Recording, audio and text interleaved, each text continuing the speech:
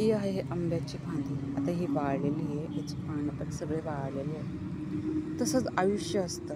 आयुष्य खूप कठीण असतं आणि आपल्याला ते सोपं बनवण्यासाठी खूप आपल्याला वेळ खर्च करावा लागतो. आपल्याला बुद्धी वापरावी लागते.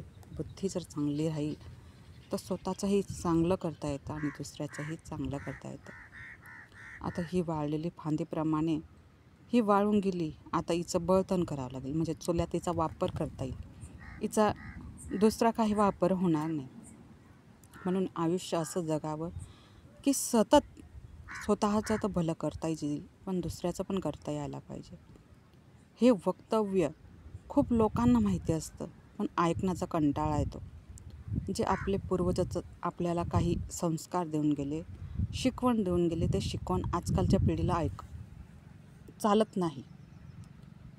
पिढी ही खूप स्मार्ट स्वतःला समजते, पण तेवढे त्यांच्याकडे अनुभव नाही राहत, तेवढं शिक्षण नाही, तेवढा कामाचा अनुभव नाही राहत त्यांना.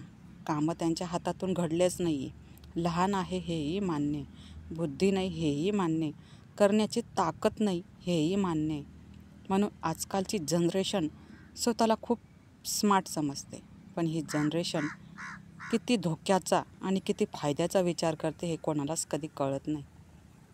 ही येणारी पिढी, आता हे कलियुग आहे. कलियुगमध्ये काहीही होऊ शकतं. चमत्कारांवर लवकर लोक विश्वास ठेवतात आणि आपल्या माहितीवर कोणीही विश्वास ठेवत नाही. साधी आणि सरळ गोष्ट आहे.